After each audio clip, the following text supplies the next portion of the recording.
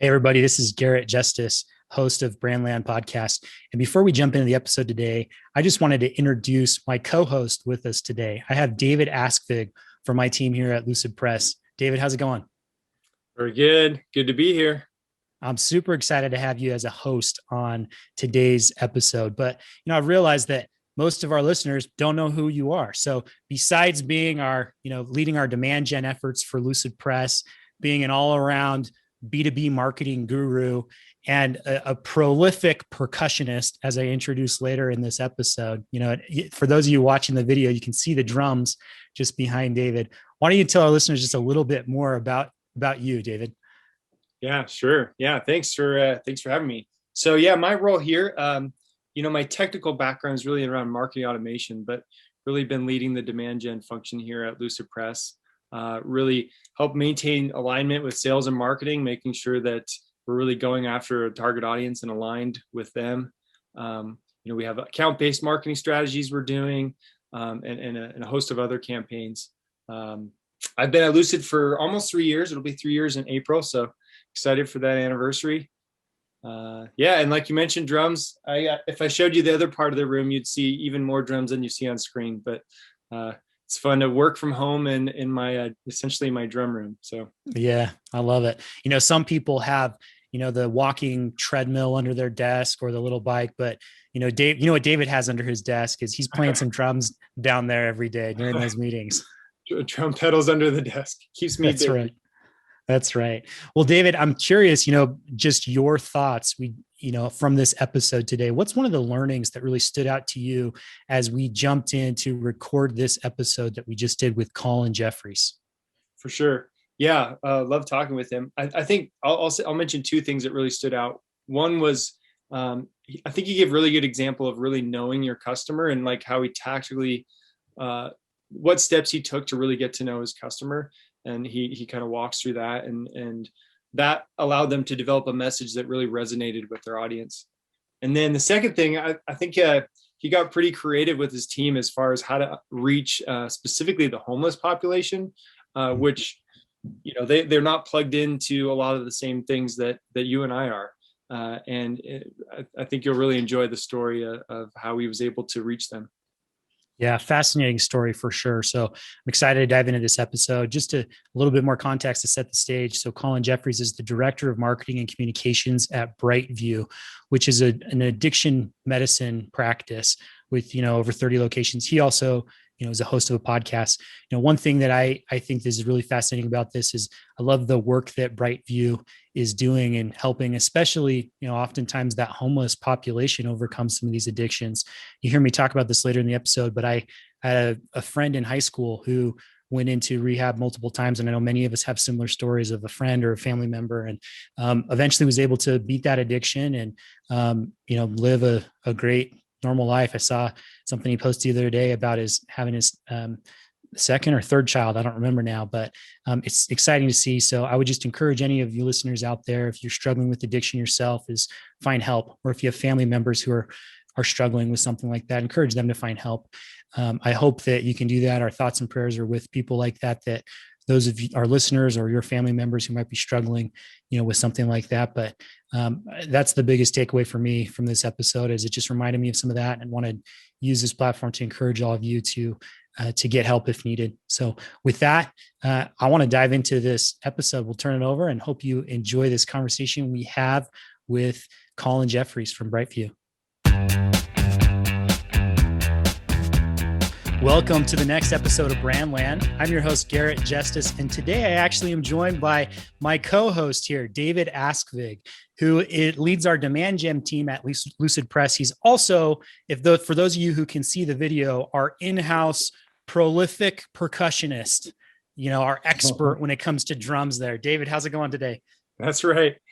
Yeah, being home, I get to work in my drum room all day long, so I can just gaze at my drums and wish I was playing them instead of working. But good to be here.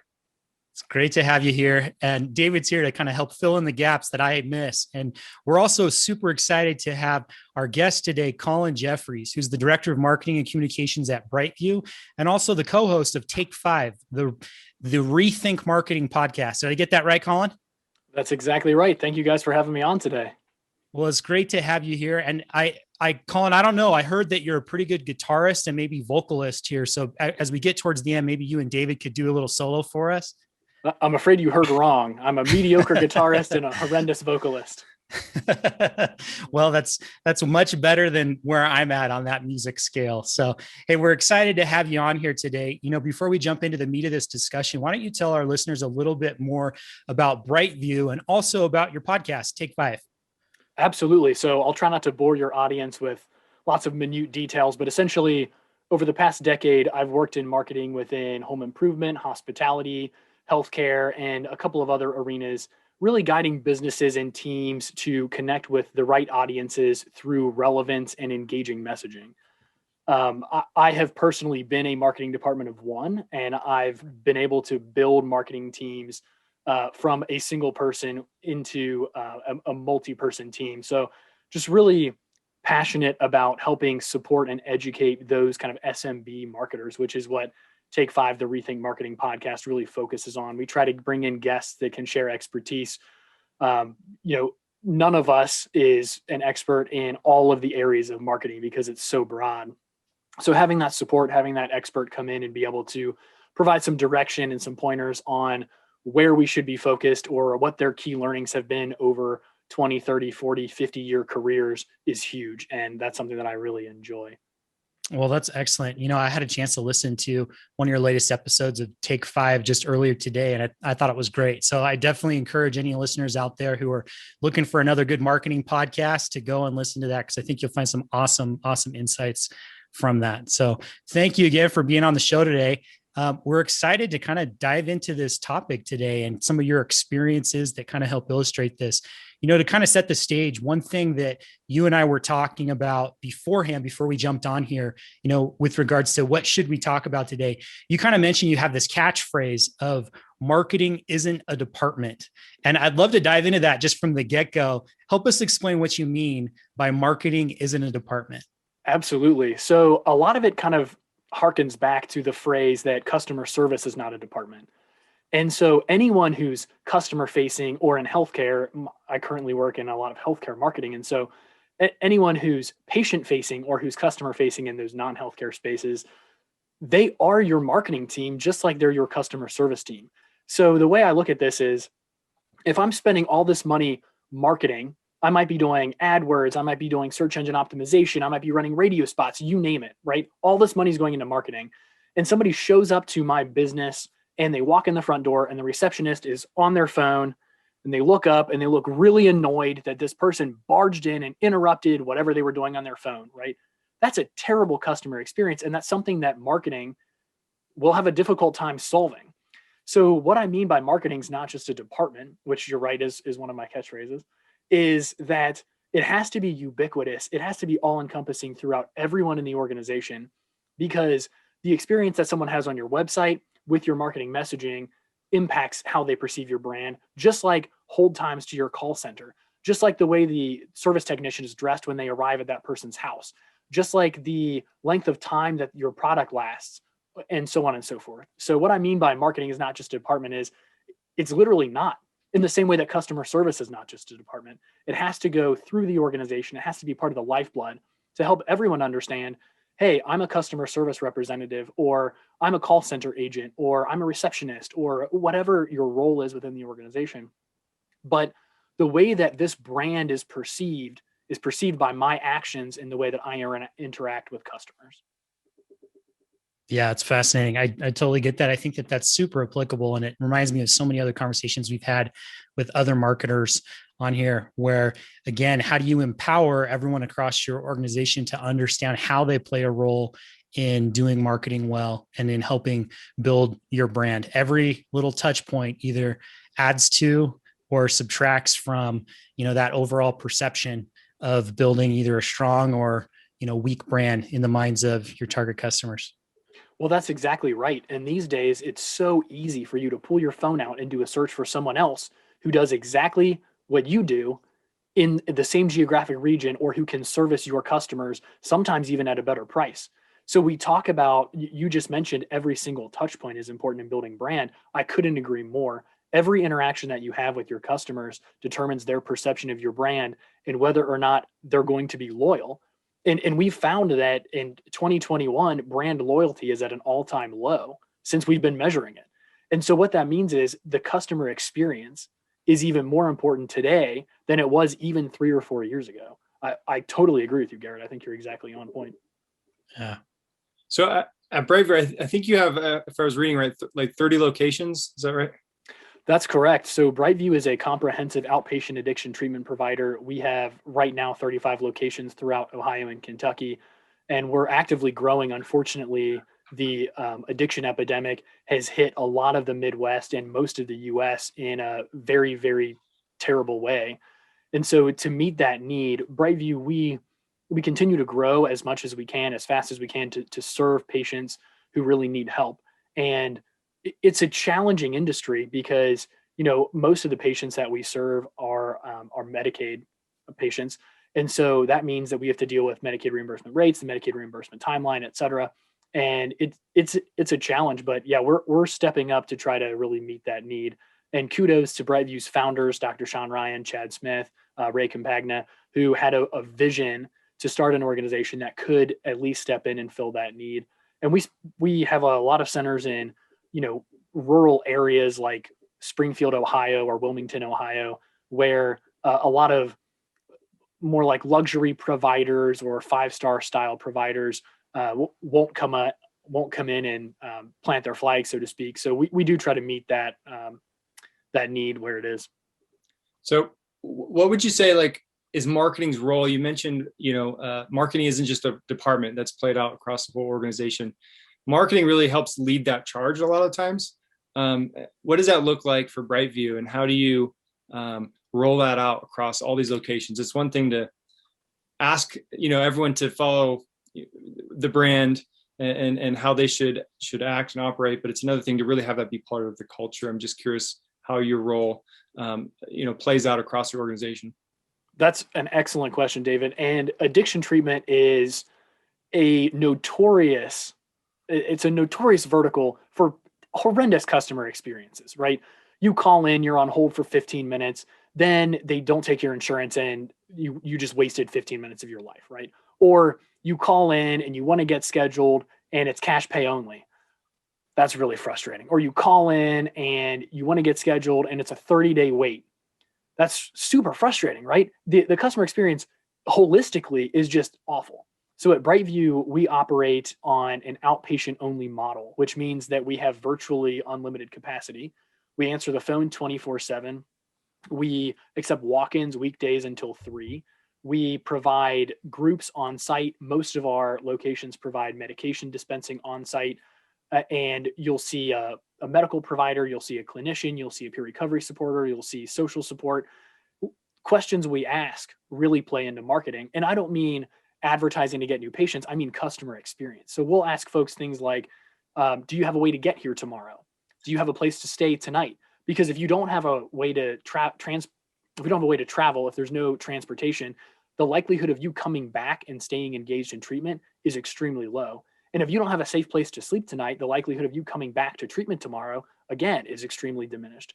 So it's not really a matter of me and my team going around and making sure that everyone checks our brand boxes, if you will, but it's really making sure that the customer experience is outstanding. We're seeing people quickly. We're seeing them when they need to be seen. We're not putting them on wait lists. We're seeing them if they walk in.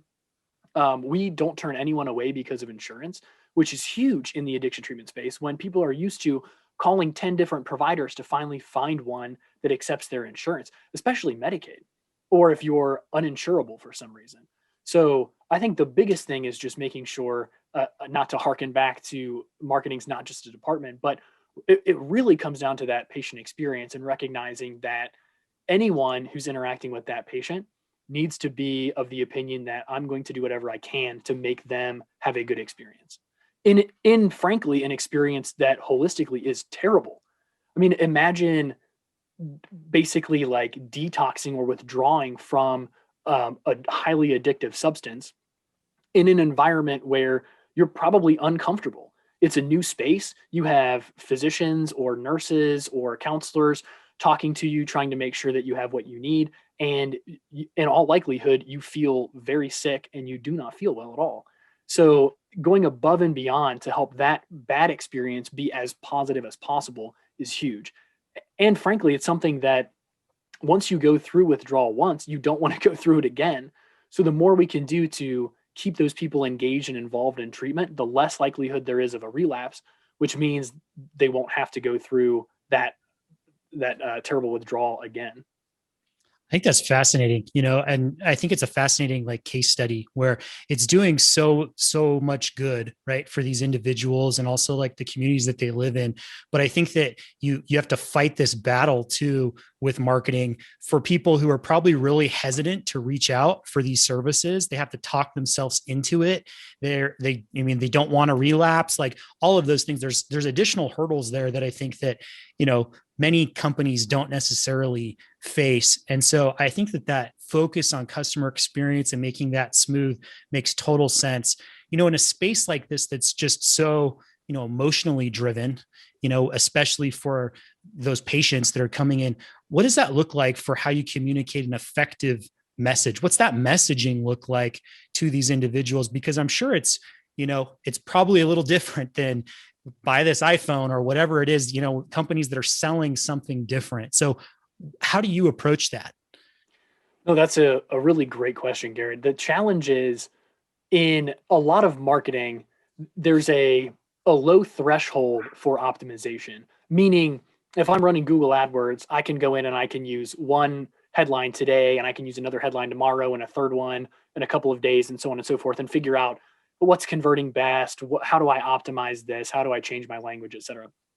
We really didn't have a precedent. I mean, there are other addiction treatment providers who have an outpatient model who are trying to serve the Medicaid population, but honestly, not many of them have really strong marketing engines. And so it wasn't like we could look to a competitor and say, oh, here's the language that they're using. We'll just copy that and kind of rephrase it to make sure that it's relevant to us. What we did is we opined in a conference room and came up with maybe 15 different phrases that we thought would be poignant. We work with peer recovery supporters, folks who have been in active addiction and are now in recovery for 3+ years. They have certifications so they can see patients. That's a part of patients' clinical care if they want it. So we ran these 15 ideas by some peer recovery supporters, narrowed it down to about 10 ideas. And then this was pre-COVID when you could actually do this. I went out and just talked to a bunch of patients, talked to probably 20 different patients and just said, what do you think about this? Does it speak to you? What does it mean? What do you think about how you would interact with this type of language? And then what would somebody in active addiction respond to with this language? And I had crazy conversations with lots of different people with very different stories than my own. And it was fascinating. And then the next phase we did was we brought in some folks and we had focus groups. So they could kind of spitball off of each other and hear different opinions and take different points of view and that sort of thing. It was really interesting. Once we had that groundwork laid, we had 3 or 4 different phrases that we were able to use in marketing. We trademarked a couple of them because they were pretty cool. One of them was, we treat you like a person, we treat addiction like a disease. And the fascinating thing about that is patients were so used to, or prospective patients, I should say, they were so used to being treated like second-class citizens. They were so used to being looked down on and kind of despised in a lot of ways that they really resonated with that. We treat you like a person, right? And when you walk into a BrightView, it really looks like kind of an outpatient treatment facility. It doesn't look like an addiction treatment clinic, if that makes sense. So that was just really cool to watch that iterative process. And we weren't talking about spending tens of thousands of dollars and hiring a very pricey market research agency to do our research for us. No, it was literally me. We did work with an experienced focus group facilitator to make sure that we got what we needed out of those focus groups. But I mean, it was relatively inexpensive. It was very fast and it was pretty effective because it was just me talking to patients. But that was really how we found what language worked well for us. And I can't wait for some of the COVID restrictions to be lifted so I can start doing that again, because I love talking to patients, hearing their stories, figuring out how marketing messaging really interplays with their perceptions and some of their presuppositions. But that was really how we arrived at what language we should use, because it's a very convoluted and crowded space. There's this, I call it the concerned loved one myth, which is I might not be in active addiction, but I might have a spouse who is, and I want them to get into treatment. Or I might have a child who is, or I might have a parent who is, or a friend, or what have you. But really what we found at BrightView specifically is most of the time, that's not the case. It's a waste of advertising dollars from my perspective to try to market carte blanche to the community writ large. And instead, if I can hone in on, okay, these are the people that are in active addiction, that are likely uninsured, that have, I joke, I want the people that no one else wants. So it's like terrible credit scores, zero income, don't have a permanent address. I mean, that sort of stuff. The symptoms of addiction lead to a certain type of profile, generally speaking, depending on the acuity and the severity and that sort of thing. But really that's who I want to go after. I'm not trying to go after we all joke in marketing that the sort of creme de la creme audience is that like middle-aged suburban female with expendable income and kids. Like that's the person you want to hit with all your targeted advertising, because she's going to spend money and she's got kids that she's worried about and all that stuff. I'm the exact opposite. It's like, okay, who has no money, no insurance, and it's BrightView and like the check cashing places that go after that population from a marketing perspective. But that's how we got the language. That's how we honed in on the audience. And then, it was pretty neat to just kind of like parse through our patient database as well and pull some general statistics on what are the demographics, what are the ages, where are they living from a geographical perspective, so we know where to target and that sort of thing. And then obviously we want to make sure that what we're doing is effective. And so we look at things like call volume, website traffic, branded and non-branded search. It's interesting. It seems like a lot of marketers will focus on one or the other. They're running radio spots or TV spots or OTT or what have you. So they look at branded search. Are more people searching for my name? Or they're investing a ton in SEO and they don't care about the branded search. They just want to know about the non-branded search. So I do try to have a really good perspective on, is the quantity of non-branded search going up? In other words, how's my search engine optimization performing? Because we do know that 90+% of our patient population, even though they have no income, generally speaking, do have mobile devices. So that's one good way that we can reach them. But then we also want to know, now that they've heard of BrightView, are they searching for us? So if we're doing campaigns like direct mail or retargeting or something of that nature, we expect that more people will have heard of BrightView and they'll be searching for us as well. Does that answer your question? Yeah, I think that's fascinating. I think it kind of ties into, one of the really interesting things that I want to get to in this conversation. When we were talking beforehand, you kind of mentioned this experience having done marketing to reach a virtually unreachable audience. I mean, you just mentioned some of the statistics here where a lot of times these people, they don't have a permanent address. They don't have a lot of these ties. And in fact, like you even did a big push to market to homeless people at one point, right? Tell us more about that experience and how you went about doing that. No, it's a great question. So I not to be pejorative or anything, but I've interacted with with a fair number of salespeople, and anytime that you go to a market, there are always TV sales reps, radio sales reps, you name it, right? Digital marketing sales reps, et cetera. They'll reach out to us and they say, oh, we think that you should use our medium to reach your audience. And the challenge is, Garrett, David, I'm sure your audience are employed. And so they probably drive pre-COVID, I guess, from home to work and back home. So they're driving past billboards. If they're not listening to Brandland or the Rethink Marketing podcast or another outstanding educational audio experience, they might be listening to the radio, and lots of podcasts, and the radio certainly has commercials. So they're hearing commercials. And when you get home in your nice, cozy apartment or your nice, cozy house, and you watch TV, maybe you stream something, and so you can be reached by OTT ads. Those are all great ways to reach people. But the challenge is, if you don't have a car, you're not driving past billboards. Excuse me. If you don't have a car, you're not driving past billboards. If you're not driving, you're probably not listening to the radio. If you don't have stable housing, you're probably not streaming or watching broadcast TV or cable TV. So to your point, the question becomes, how do you reach those people who aren't interacting with traditional marketing? And the answer quickly becomes, well, you have to do some sort of targeting on their phone. So what we did is, we have a lot of community outreach managers or folks who are very familiar with the geographies that we're serving. And so they're able to tell us, hey, there's a lot of drug use in these particular neighborhoods. There's a lot of drug use in these particular towns, or at least these particular regions of specific towns. And then when we're doing a research to figure out where we should be marketing specifically, many counties will publish non-fatal overdose runs. So we're able to look at specific addresses and say, okay, these houses are relatively close together, or these apartments are part of the same complex, or what have you. So we're able to focus on what's going on. And, a fair number of folks who come to BrightView, about 60% roughly, based on the latest statistics that I saw, are housing insecure. So that means if we send a mailer to a particular apartment or we geofence a particular home, let's say, it may or may not reach those people because they might be there for 2 or 3 nights. They might be there for a month, and then they might be somewhere else.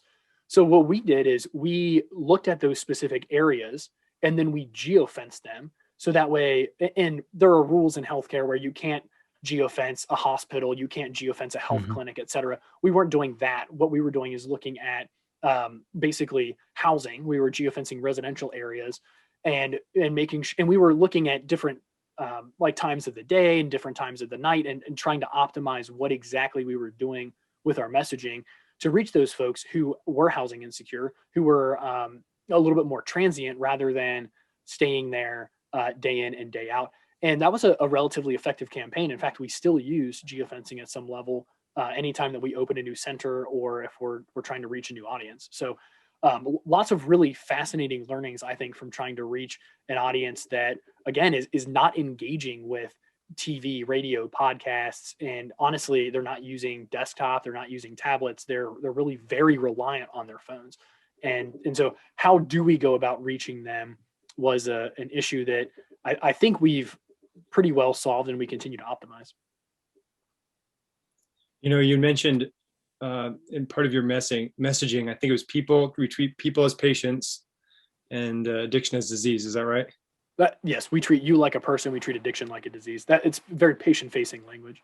How I'm really fascinated with the geofencing and the rolling out the messaging. Like what is give us an example of like what that messaging looks like. What is the prospect seeing and how are they engaging with that? I'm assuming ad or whatnot. Exactly. So primarily it's mobile banner ads. When we're talking about retargeting specifically, it's mobile banner ads. And we try to iterate on our artwork. I mean, as marketers, we love to optimize, right? And so we definitely try to do that. We'll run a couple of different types of advertising and figure out what's getting the best CTR, what's getting the best engagement from a call perspective, what's actually correlating to patients walking in the door, that sort of stuff. So we do optimize that. But yeah, to answer your question specifically, it was mobile banner ads. And part of it too, we didn't do this so much with trying to reach specific individuals in specific areas, more so based on search history. We did some YouTube targeted pre-roll advertising that worked pretty well because we surveyed patients. And again, I talked to them pre-COVID when I could actually do that. And we asked basically, when you were in active addiction, what type of media were you consuming? And the resounding answer was, I'm watching videos on YouTube, because they're not subscribing to email stream, or they're not subscribing to streaming services. They're not using Tubi TV and Crunchyroll and Netflix and any Amazon Prime, right? Any other sort of streaming service. They're just watching stuff on YouTube. So we did a fair amount of highly targeted pre-roll ads with Peer Recovery Supporter, kind of telling their own story and why they work at BrightView now. And that was relatively effective. It was fascinating, kind of live case study here. Colin. I really appreciate you joining the show today and kind of sharing, some of your learnings from this. I think it's definitely something that probably made you stretch as a marketer, and I think makes the rest of us kind of think outside the box a little bit as we try to think about what works best for our own businesses. As we kind of wrap up here, knowing that we have a pretty broad audience with probably a similar or a pretty different demographic than who you're marketing to potentially. What do you think would be your advice or your summary of some of the principles that we talked about today to those listeners out there who want to take something from this discussion and go back and apply it in their own businesses now? For sure. I mean, it's a very broad response that I have, I think. Step one is never get too far away from your audience. And I think that's one of the reasons COVID is just killing me, because I can't talk to patients anymore.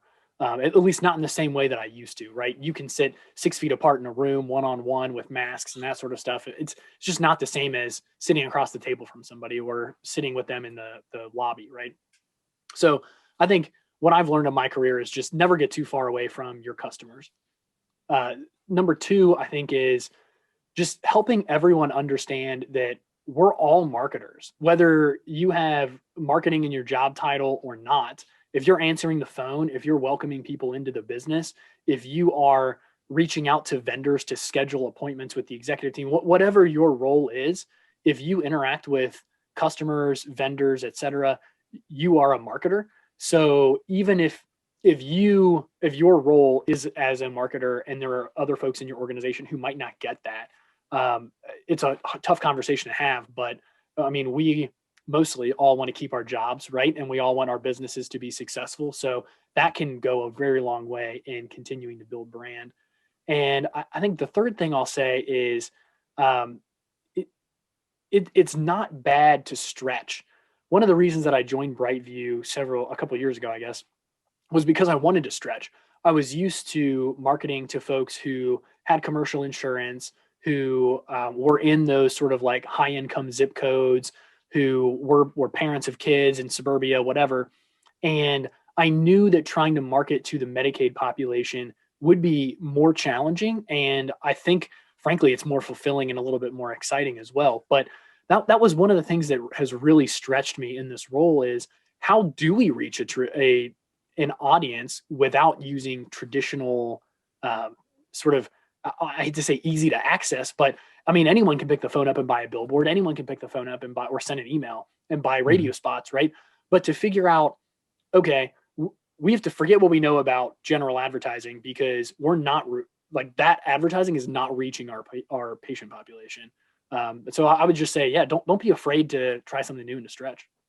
Love it. I think that's excellent advice. And, really appreciate you taking the time to share your story and some of the awesome work that you and the BrightView team there is doing. I'll say just on a personal note, I had a friend in high school that this has reminded me of who went to rehab a couple of times. And I think many of us have stories like that of family members or friends. And, it's so rewarding seeing, him now post that, addiction and, how great his life is today. I saw him post the other day on social media. He just had a child number 2. So, I mean, it's exciting. I think that what you and the BrightView team there are doing is great work, and appreciate, the awesome momentum and helping these individuals kind of take their life back and under control. And I would just say any of our listeners out there who know someone who might be struggling with an addiction, or maybe it's you yourself, I'd encourage you to get that help, whether it's through BrightView or someone else in your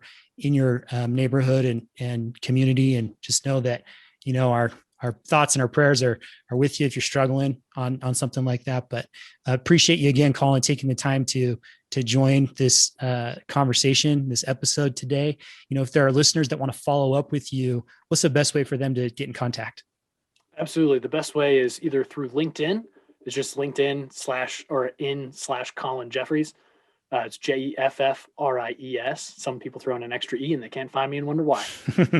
And then the other place is the website for the podcast that I co-host, which is therethink.marketingpodcast.com. Either of those places, I would love to connect with you, stay in touch, and, keep up with all areas related to marketing. So I'm always excited to connect with fellow marketers. Love it. Thank you so much, Colin. Again, just one more plug for that podcast. I listened to the first episode today, but I'm ready to go back and listen to more. So if you're like me, go check that out. It's some good stuff there. So thanks again, Colin. We'll hope you have a great rest of the day. Absolutely. David, Garrett, thank you guys so much for having me on Brandland. I really appreciate it.